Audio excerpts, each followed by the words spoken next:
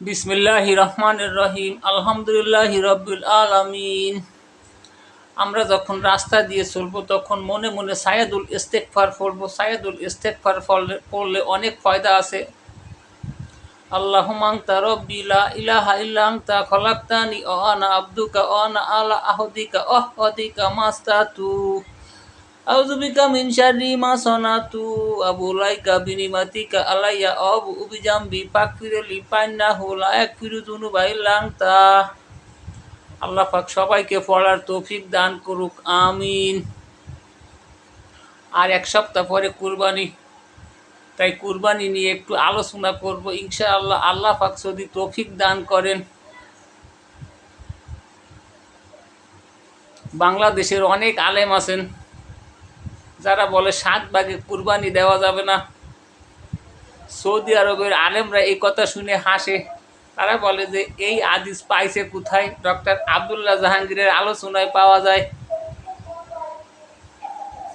বাংলাদেশের আলেমরা দাবি করেন যে আল্লাহর রসুল 7 ভাগে কুরবানি দিচ্ছেন, তিনি তো সফরে ছিলেন। হাদিসটা সহিহ হাদিস, কিন্তু আল্লাহর রসুল বলে যান নাই যে 7 ভাগে সফরে দেওয়া যাবে, সফরের বাইরে দেওয়া যাবে না, এমন নির্দিষ্ট করে কিছু বলে যান নাই। এরকম কোনো হাদিস পাওয়া যায় না। তাই হাদিস থেকে জানবো ইনশাআল্লাহ।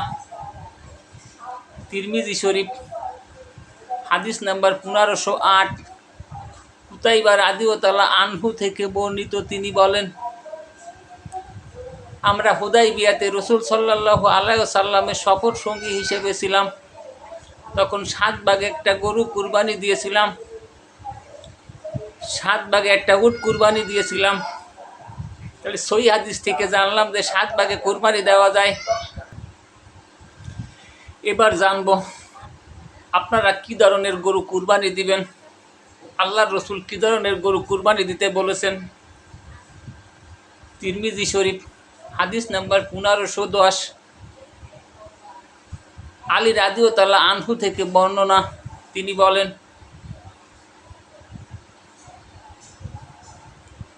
কান কাটা, শিং ভাঙা এই ধরনের গরু আল্লাহর রসুল কুরবানি দিতে নিষেধ করছেন। তাহলে কি ধরনের গরু কুরবানি দেব? হাদিস থেকে জানলাম। ইমাম আবু ঈসা তিরমিজি বলেন হাদিসটা হাসান সহিহ। এখন আলোচনা করব নাম নিয়ে। বাংলাদেশে এই সমস্যাটা অনেক জায়গায় দেখা যায় যে 7 নামে নাম নিয়ে, নাম তো আল্লাহর নাম। আল্লাহর রসুল কুরবানি করছেন কি নামে? আল্লাহর রসুল গরু জবাই করছেন বিসমিল্লাহ আল্লাহু আকবার। আমরা 7 নাম নেব না, আল্লাহর রসুল কিভাবে কুরবানি করছেন এইটাই জানবো হাদিস থেকে। আবু দাউদ শরীফ হাদিস নাম্বার 1751, আবু হুরায়রা থেকে বর্ণনা, রাদিয়াল্লাহু আনহু থেকে বর্ণনা। তিনি বলেন, রসুল সাল্লাল্লাহু আলাইহি ওয়াসাল্লাম তার ফ্যামিলির পক্ষ থেকে, রসুল সাল্লাল্লাহু আলাইহি ওয়াসাল্লাম তার ফ্যামিলির পক্ষ থেকে একটা গরু কুরবানি দিয়েছেন।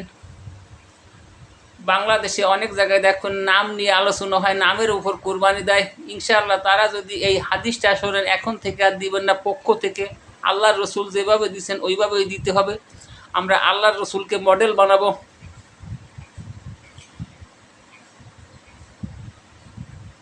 এবার আলোচনা করব মুসলিম শরীফ হাদিস নাম্বার 3050,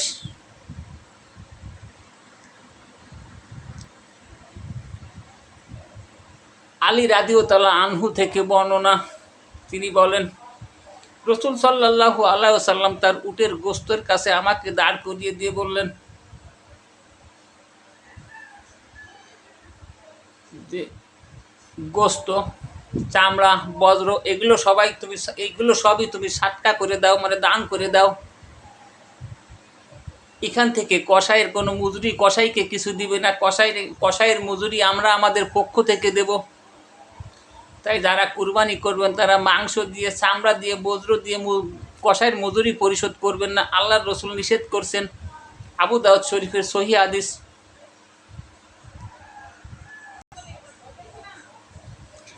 তিরমিজি শরীফ হাদিস নাম্বার 1516, বুয়াইদা রাদিয়াল্লাহু আনহু থেকে বর্ণনা, তিনি বলেন রসুল সাল্লাল্লাহু আলাইহি ওয়াসাল্লাম বলেন, আমি তোমাদের 3 দিনের বেশি গোস্ত রাখতে নিষেধ করেছিলাম, যেন সচ্ছল ব্যক্তিরা অসমর্থ ব্যক্তিদের উদারভাবে তা দিতে পারে।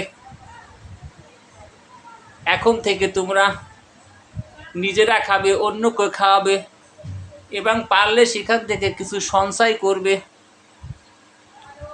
আমরা কি করি? গেট লাগায় গরু কাটি আর ফ্রিজে ঢুকাইতে ঢুকাইতে একসময় দেখা যায় ফ্রিজের দরজা দেওয়া যায় না। তো আল্লাহর রসুল কি বলছেন?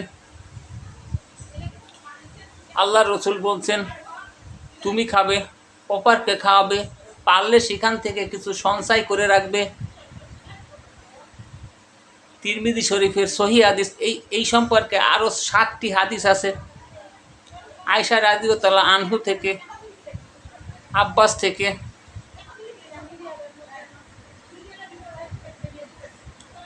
আরও 5 জনের নাম আছে। আমরা এই সম্পর্কে জানলাম এটা সহি হাদিস। ইমাম আবু ইসা তিরমিজি বলেন হাদিসটা সহি হাদিস, হাসান সহি। ইনশাআল্লাহ যারা কুরবানি করবেন তারা আল্লাহর রসুলকে মডেল বানিয়ে সুন্নাত তরিকায় করবেন ইনশাআল্লাহ। আল্লাহ পাক সবাইকে বোঝার তৌফিক দান করুক, আমিন।